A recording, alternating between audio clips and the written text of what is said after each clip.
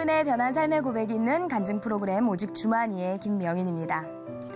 하나님께서 베풀어 주신 축복을 잊어버리고 사는 영혼에게는 기쁨이 없습니다.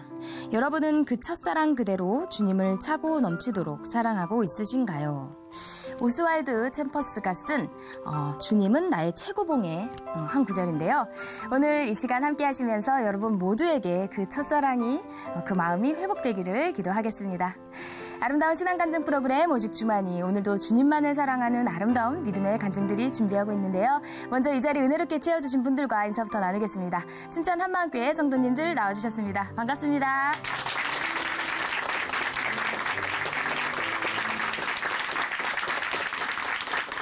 네, 오늘 첫 번째 출연자 만나보겠습니다. 이 자매님은요, 크리스찬이지만 세상의 쾌락도 놓칠 수가 없었던 분이셨다고 합니다. 주일이면 열심히 예배를 드리고 저녁에는 음주 가무를 하는 것이 아무렇지도 않았다고 하는데요. 그런 자매님이 오늘은 어떤 모습으로 우리를 찾아오셨을지 지금 함께 만나보도록 하겠습니다.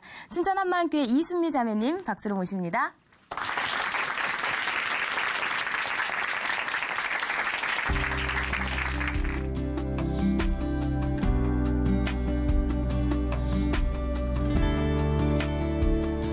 안녕하세요. 춘천 한마음교회 이순미입니다. 열심히 있는 신앙으로 교회 생활을 했지만 한 손엔 성경책을 또 다른 손에는 세상 낙을 즐겼던 제가 부활하신 예수님을 만나 주님과 함께 동행하는 삶을 살게 된 간증을 나누고자 합니다. 선머스마처럼 자라온 중3 때 첫사랑의 오빠를 만났어요. 저의 꿈은 저 푸른 초원위에 그림 같은 집을 짓고 님과 함께 사는 것이었어요. 드디어 첫사랑과 결혼 날짜를 잡고 달동네에 마련한 단칸방은 산 꼭대기라서 새벽 2시 돼야 겨우 물이 나왔어요. 제가 처한 현실이 그냥 알아졌습니다. 과연 사랑만으로 살아갈 수 있을까? 처음으로 똑바른 정신으로 세상을 보자 우리 사랑을 지킬 자신이 없었어요. 그러다 문득 중학교 때까지 다녔던 교회가 생각났어요. 어쩌면 예수님은 우리 사랑을 세상으로부터 지켜줄 수 있을 것 같다는 생각이 들었어요. 생전 처음으로 기도원에 무작정 가서 3일 금식을 했습니다. 우리 사랑만 지킬 수 있다면 세상으로 채울 수 없는 욕심과 자랑은 예수님 것으로 채워나가면 된다고 생각했습니다.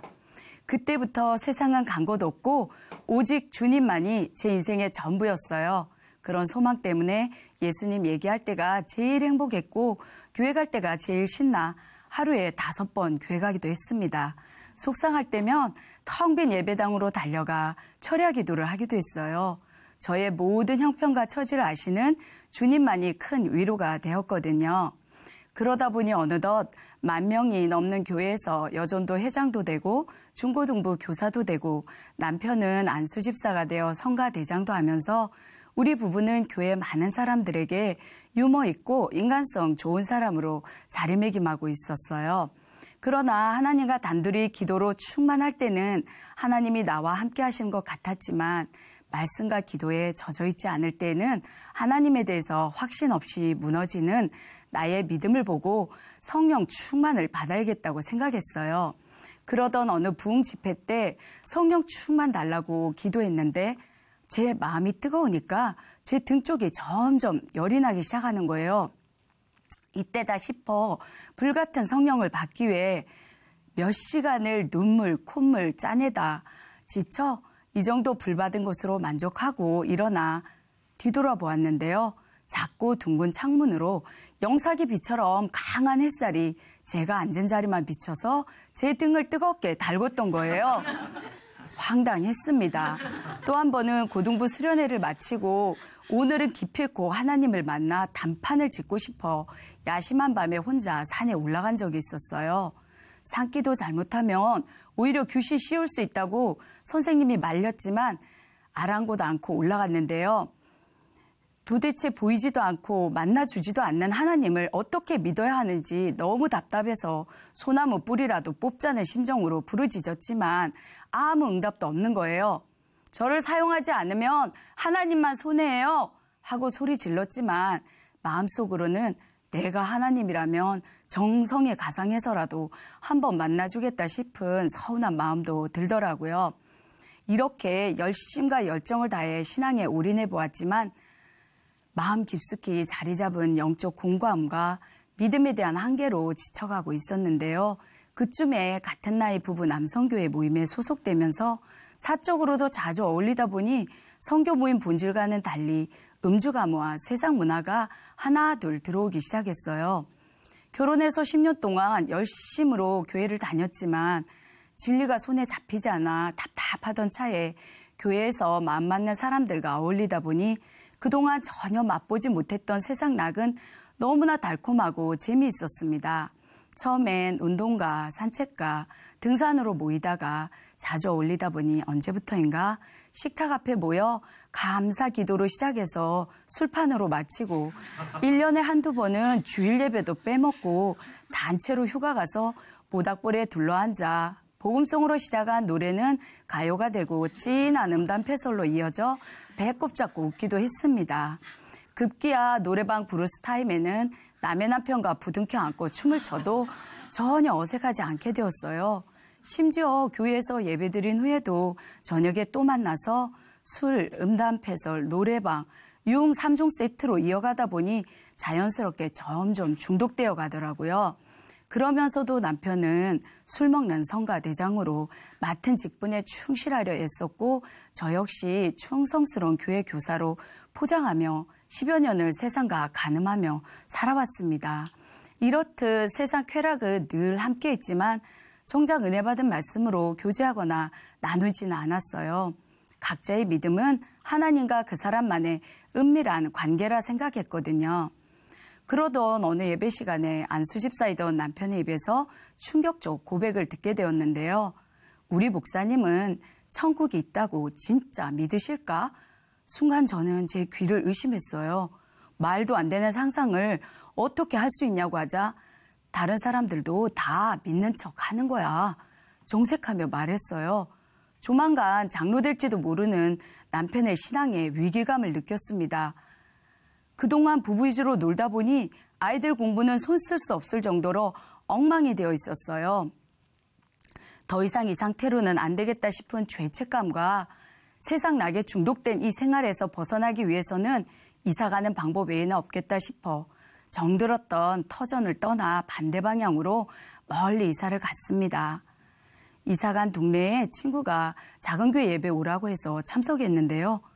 예수님에 대해서 처음 듣는 것처럼 진지하고 감격해하는 모습을 보고 초신자 모임이구나 생각했어요.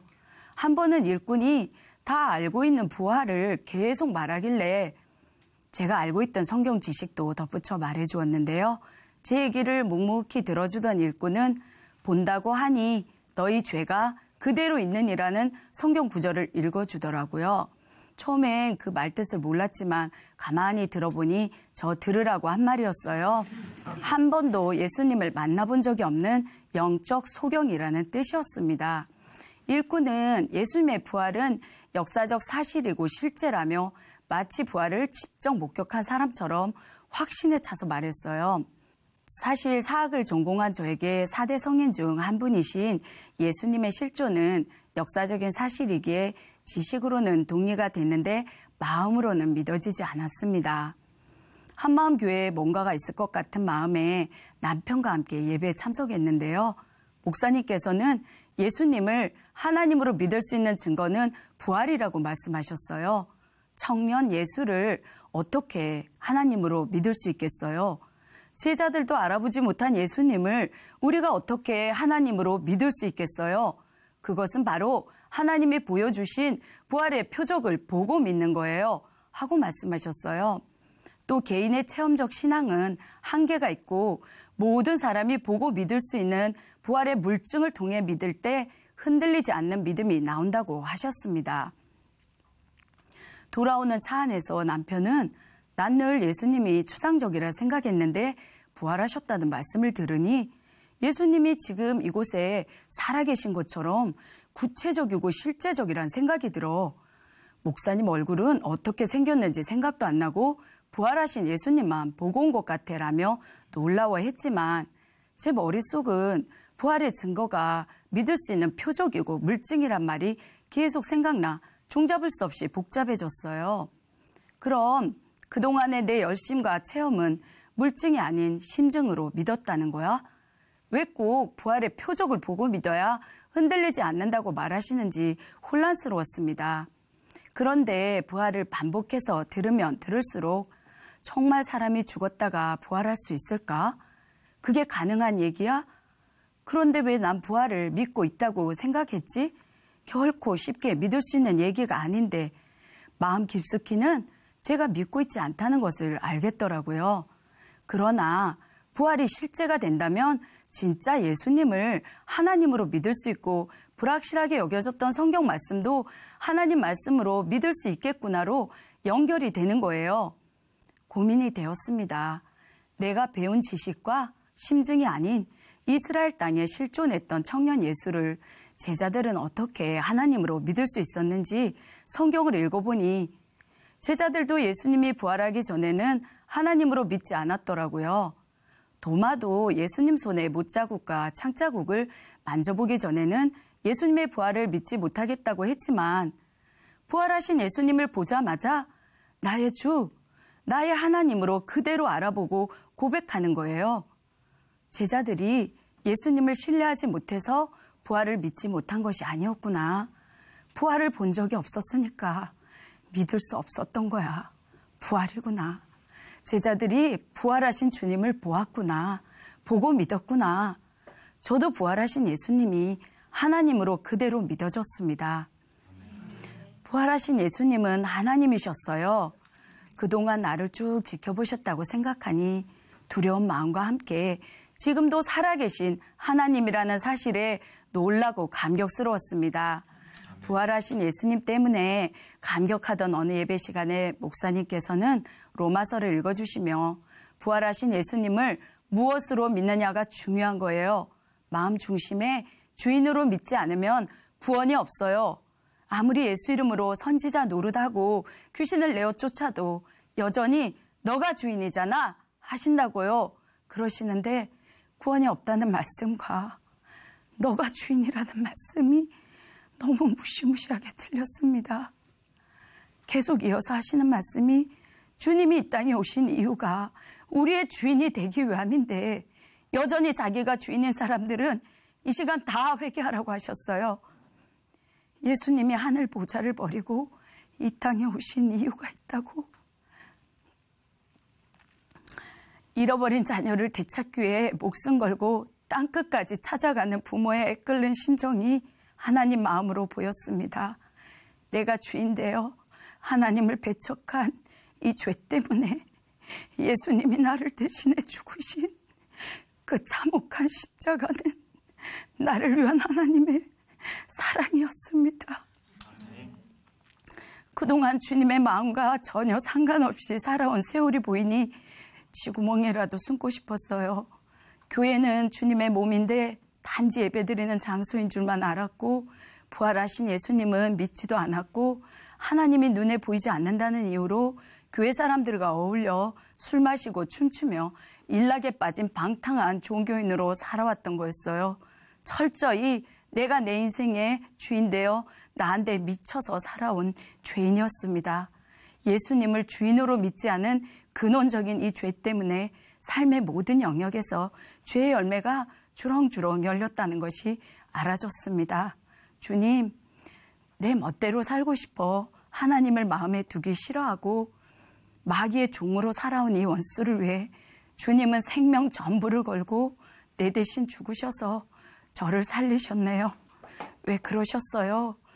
그 지옥의 고통을 나에게 한마디 말도 없이 주님이 다 담당하셨잖아요. 어찌하면 좋습니까? 제가 뭘 어떻게 해야 하나요? 주님은 제 마음에 잔잔히 답해 주셨어요. 순미야, 내 핏값으로 널 샀단다. 내가 너의 주인이란다. 내가 너의 주인이란 걸 알아만 주면 된단다. 알아만 주면 그게 전부란다. 내가 영원히 너와 함께하고 싶어 너를 살렸단다. 주님은 저의 전부이십니다. 저의 영원한 주인이십니다. 주님만 사랑하고 주님을 위해 내 평생 살겠습니다. 통회하며 제 마음 중심에 예수님을 주인으로 영접했습니다. 저는 단지 회개하고 예수님을 주인으로 영접했을 뿐인데 세상을 쫓던 옛사람은 십자가에서 예수님과 함께 죽었고 예수님과 연합된 새 피조물이 되었다는 말씀이 제 삶에 그대로 임했습니다. 제가 이 핑계 저 핑계로 예전에 어울렸던 모임에 가지 않았더니 어느 날 한 언니에게서 전화가 왔어요. 네가 없으니 잘 모여지지도 않고 재미도 없다. 가끔 얼굴도 보고 같이 여행도 다니면서 맛있는 거 사 먹는 것도 낙인데 왜 통 안 나타나는 거야?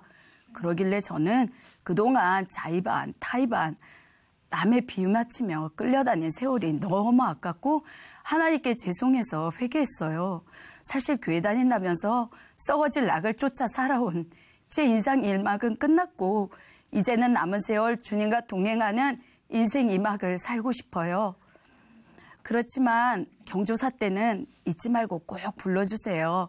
그땐 꼭 찾아뵐게요. 하고 제 진심을 말했어요. 언젠가는 주님 한 분으로 기쁨을 함께 공유할 날이 오기를 기도하고 있습니다.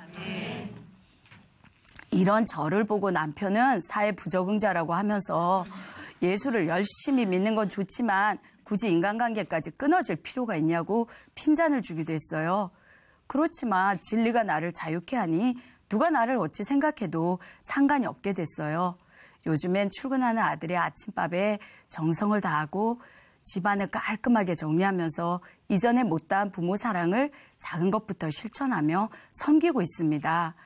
이전에는 오늘 하루 무엇을 먹고 마시고 즐길까 이런 헛된 생각으로 꽉 차 있었는데 요즘엔 주님께서 내가 생명의 떡이니 나를 먹어라. 내 피는 목마르지 않는 음료니 마셔라 하신 말씀을 생각합니다. 함께 동행하자고 하는 주님의 마음을 알았는데 제가 어떻게 분별 없이 방탕했던 그때로 돌아갈 수 있겠어요? 이 땅에 대해서 난 이미 죽은 자요. 하나님 앞에서 살고 있는 자임이 너무나 확실해졌잖아요. 어느 날 주님은 고린도전서 2장 말씀으로 저에게 말씀하셨어요. 누가 주의 마음을 알아서 주를 가르치겠느냐? 순미야, 너는 이미 그리스도의 마음을 가졌느니라. 마치 부활하신 주님이 베드로에게 말씀하셨던 너가 나를 사랑하느냐 하는 음성으로 들렸어요. 이 먹먹한 마음을 어찌할 수 없어 가슴을 찢어 보여야 할 것 같은데 주님은 또다시 너가 이미 그리스도의 마음을 받았다 하시는 거예요. 주님이 제게 부탁하신 영혼들, 그들에게 다가가 주님을 전하고 섬기겠습니다. 고백했습니다. 날마다 육신의 질그릇 안에 보배 되신 주님과 동행하는 천국의 삶을 누리며 모든 영혼을 품고 달리는 사명자로 불러주신 주님께 영광 올립니다. 주님은 슬플 때나 기쁠 때나 언제나 나의 주인이십니다. 감사합니다.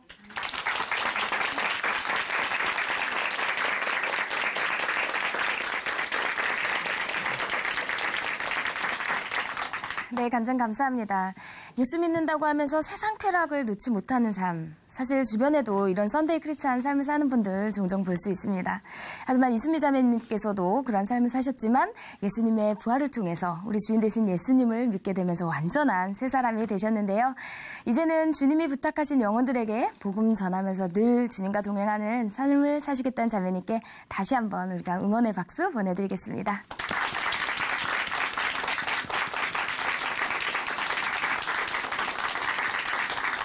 아름다운 믿음의 고백으로 하나님의 은혜를 나누는 오직 주만이 오늘 두 번째 출연자 함께 만나보겠습니다. 이제 만나실 자매님은요, 불교 신자였다고 합니다. 교회 다니는 동생을 핍박하고 또 수학여행 때 잠시 들른 절에서도요, 반드시 시중하고 절하고 나와야 했던 아주 투철한 불교 신앙을 가지셨던 분이라고 하는데요. 자매님 어떻게 예수님을 믿게 되셨을지 궁금한데요. 그 이야기 함께 들어보도록 하겠습니다. 춘천 한마음교회 홍승희 자매님 박수로 모십니다.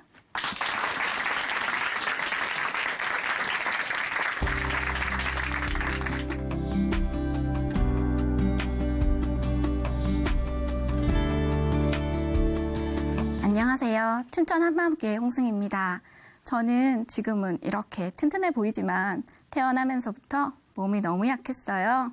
병원에서조차 포기했던 저는 할머니의 지극정성으로 살 수 있었습니다. 그런 할머니를 따라 절에 열심히 다녔는데요. 부활하신 예수님을 통해 진정한 창조자 하나님이 누구신지 정확하게 알고 믿게 된 간증을 나누고자 합니다. 저는 흔히 말하는 칠삭둥이로 태어났어요. 지금은 의료기술이 많이 발달해서 7달 만에 태어나도 어렵지 않게 치료를 받을 수 있지만 제가 태어나던 때는 그렇지 못했어요. 1.3kg으로 태어나 인큐베이터에도 들어갈 수 없어 살 가망이 없다는 의사 선생님의 말에 그냥 집에 데리고 올 수밖에 없었다고 하더라고요. 태어난 지 한 달 후에 아픈 저를 데리고 부모님은 병원으로 가셨는데요. 운전박대를 당하셨대요. 정 안 되면 몸무게라도 재달라고 부탁했는데 아이가 이 병원에 들어왔다가 잘못되면 안 되니까 받아줄 수 없다고 했더라고요. 아파도 병원에 갈 수 없던 저를 할머니께서는 지극정성으로 키워주셨어요. 병균이라도 옮을까 함부로 사람들도 출입하지 못하게 하셨고요. 그런 할머니께 주위 사람들은 괜히 정주지 말라고 했다고 해요. 혹시나 잘못될까 봐요. 다행히 저는 태어난 지 6개월 만에 건강한 모습으로 백일 사진도 찍었습니다. 할머니는 절에 가실 때마다 저를 데리고 다니셨는데요. 저는 자연스럽게 절에 가는 것을 좋아하게 되었습니다. 어딘가에 의지한다는 것이 좋더라고요. 그러다 초등학교 3학년 때 포교원에 다니게 되었어요. 초등학생이었지만 참선도 하고 다리가 엄청 아팠지만 108배도 열심히 했습니다. 불교의 교리는 잘 몰랐지만 저의 종교는 불교라고 생각했어요. 고등학교 때는 불교 동아리 활동도 했고 4월 초파일에는 절에 찾아가 불공도 드렸고요. 고등학교 수학여행 때 설악산에 가게 되었는데요. 다른 아이들은 그 산에 있는 유명한 절을 그냥 지나치거나 사진 몇 장만 찍고 나오더라고요. 그렇지만 저는 불교 신앙이 투철해서 절에 들어가 시주도 하고 절도 꼭 하고 나왔어요. 어느 날인가 미션스쿨에 다니고 있던 남동생의 성경책을 보게 되었어요. 우리 집에서 성경책을 본 것도 기가 막힌데 그 성경책 속에는 동생이 직접 쓴 편지가 들어있었어요. 하나님의 사랑에 감사한다는 내용이었어요. 너무 화가 나는 거예요. 우리 집에는 종교가 절대 들일 수 없다고 동생을 완전 핍박했어요.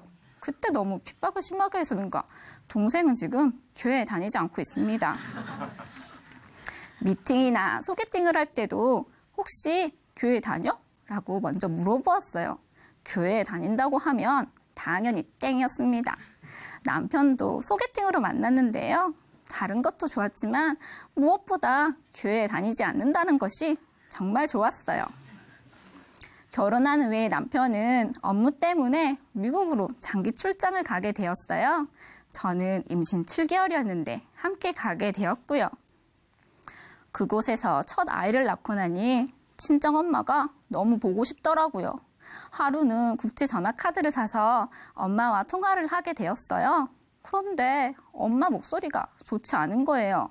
왜 그러냐고 여쭤보니 그동안 아빠가 많이 아프셨는데 상태가 심각해져서 서울의 큰 병원으로 가서 심장 수술을 해야 할 것 같다고 하셨어요. 이 말을 듣는데 제 마음이 정말 쿵 하고 내려앉더라고요. 나는 멀리 떨어져 있고 아이는 너무 어려서 가보지도 못하는데 수술은 워낙 위험한 수술이라고 하니 제 마음이 타들어가더라고요. 너무 힘들어하니까 남편은 근처에 한인절이 있다고 하는데 한번 가보지 않겠냐고 하더라고요. 저도 정말 그러면 마음의 불안이 조금이나마 나아질 것 같아서 남편과 저를 알아보기 시작했어요. 분명 한인절도 있다고 들었는데 찾을 수 없더라고요. 결국 근처에 큰 중국절에 가게 되었는데요. 한국의 절과 너무 다르고 온통 붉은 건물에 입구는 무섭기까지 했어요. 남편은 그곳에서라도 기도하라는데 마음에 내키지 않아서 그냥 집으로 돌아왔습니다. 아버지의 심장수술 당일 저는 어쩔 수 없이 침대 위에서 무릎 꿇고 기도했어요. 처음엔 부처님 수술 잘 마치게 해주세요 하고 시작했는데 마음에 뭔가 부족하다는 생각이 드는 거예요. 하다 보니 부처님이든 하나님이든 우리 아빠 살려주세요. 제발 살려주세요 하는데 마지막엔 저도 모르게 하나님 제발 살려주세요. 살려만 주시면 저 교회 나갈게요. 이렇게 기도를 하고 있더라고요. 감사하게도 아빠는 심장수술과 폐 일부를 잘라내는 12시간의 대수술을 마치시고 50%도 안 되는 생존 확률에 살아나오셨습니다. 그렇게 나와는 상관없었고 교회에 다니던 동생마저 핍박했던 제가 제 입으로 서원 기도를 했으니 이제는 교회 안 가면 벌 받을 것 같아 안 갈 수도 없겠더라고요. 저는 이 일로 교회에 다니게 되었어요.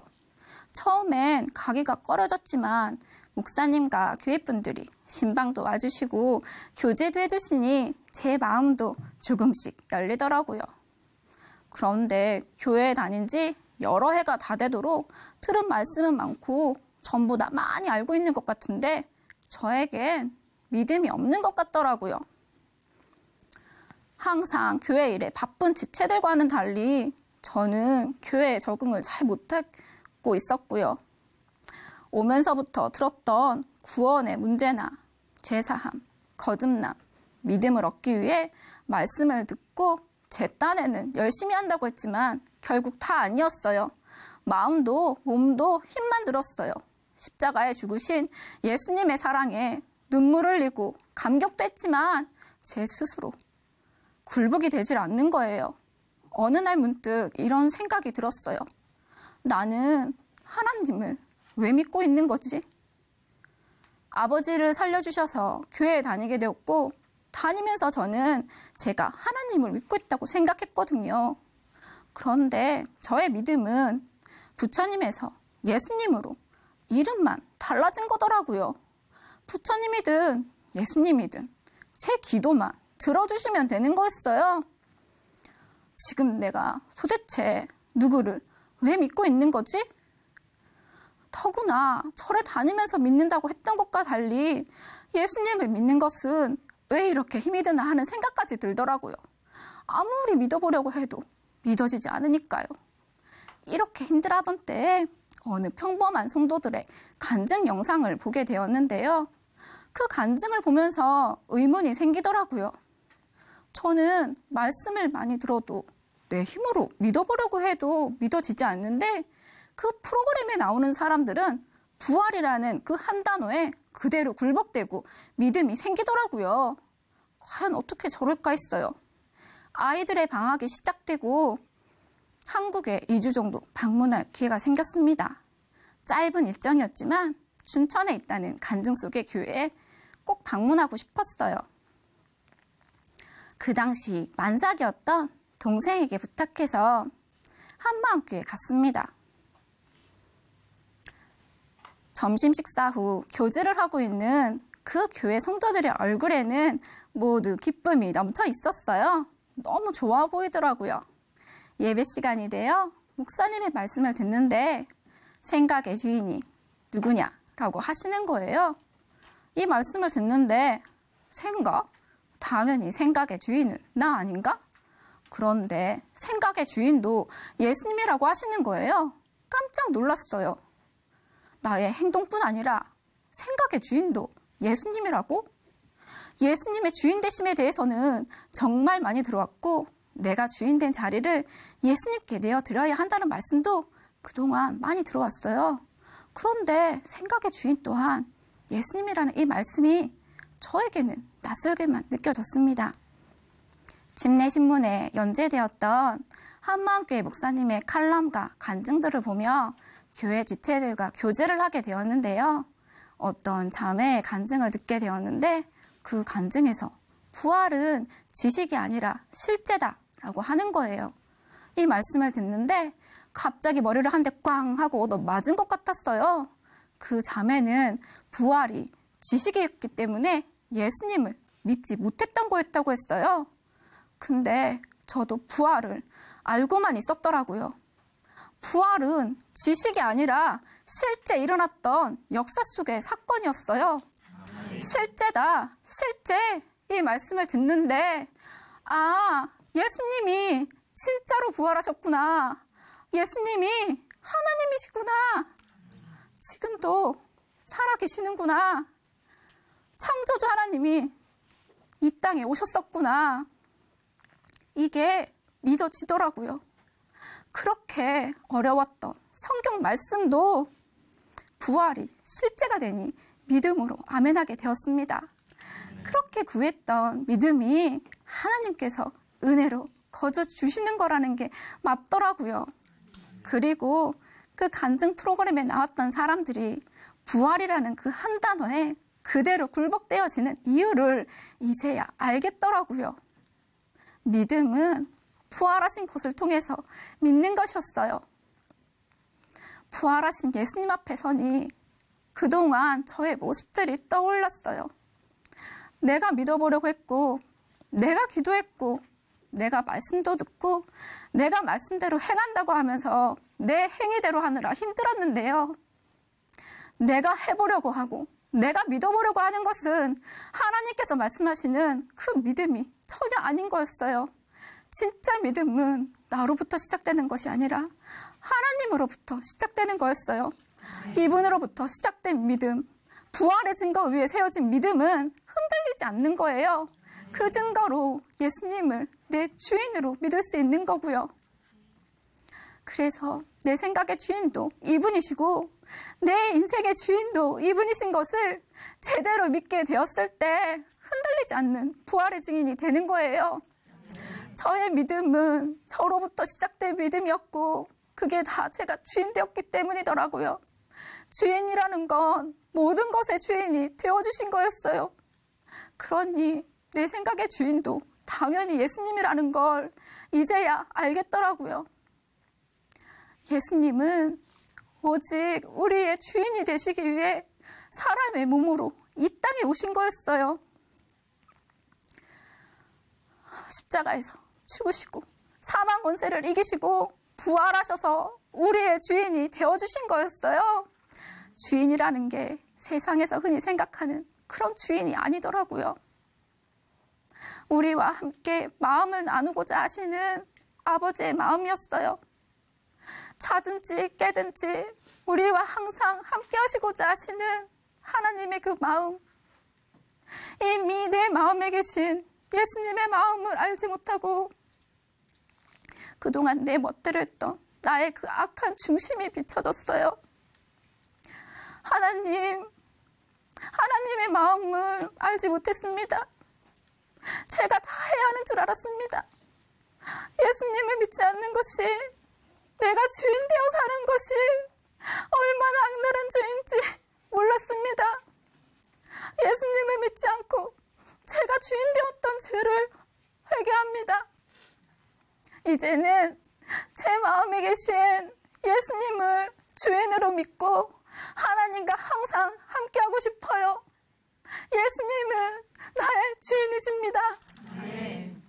예수님을 제 마음의 주인으로 영접했습니다. 저에겐 제 싹둥이라는 말이 남들에게 감추고 싶은 비밀이었는데요. 예수님이 저의 주인 되어주시니 맨 나중에 만삭되지 못하여 난자 같은 내게도 보이셨느니라. 이 말씀이 은혜의 말씀이 되었습니다. 바울의 이 고백에 왠지 동질감이 느껴지더라고요. 바울은 다른 제자들처럼 예수님이 살아계실 때 함께하지도 않았더라고요. 하지만 부활하신 예수님을 만난 후에 자신이 핍박했던 제자들과 함께 생명을 걸고 부활을 전했던 거였어요. 저도 이제 바울처럼 그렇게 부활의 증인이 되었습니다. 수련회 때 빛을 발하라 라는 말씀을 들었는데요. 꼭 저에게 하시는 하나님의 음성으로 들렸어요.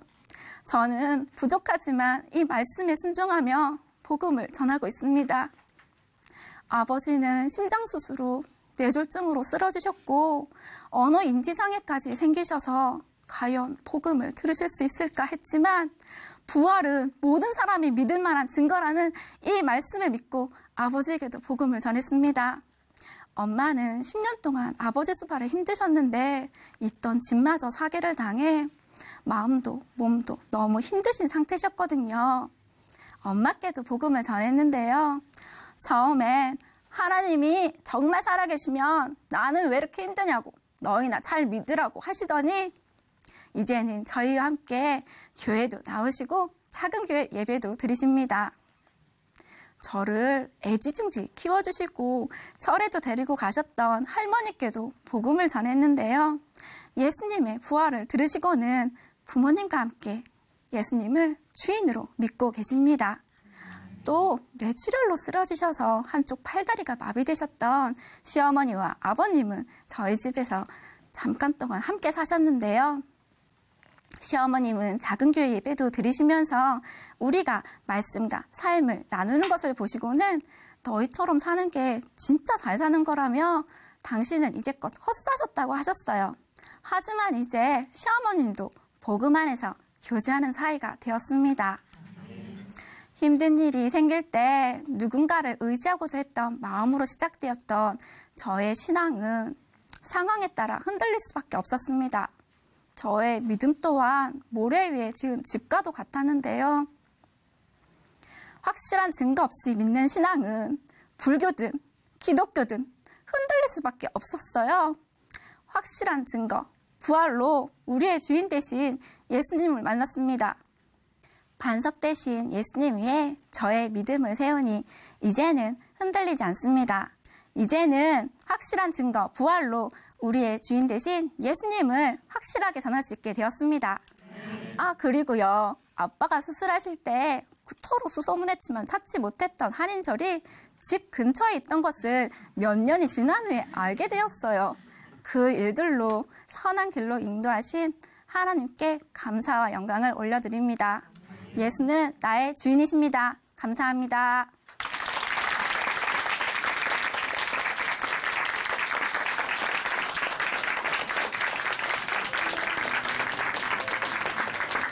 네, 간증 감사합니다.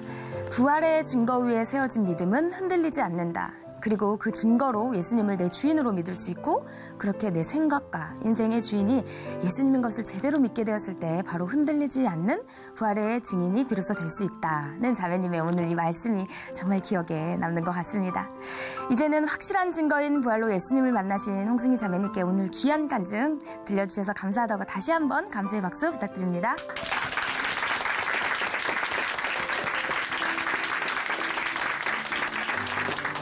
하나님으로 인해 변한 삶의 고백이 있는 간증 프로그램 오직 주만이 오늘은 여기까지입니다.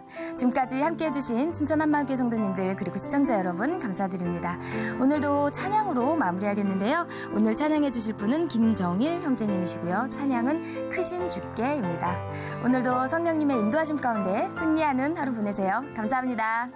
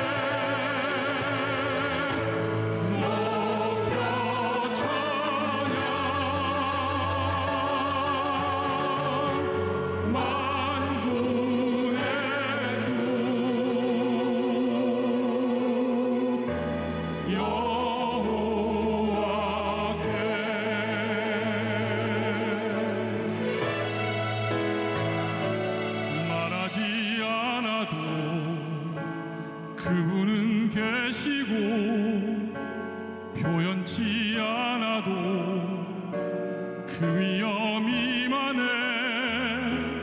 말씀을 통해서 그분을 만지고 세상을 보면서 주님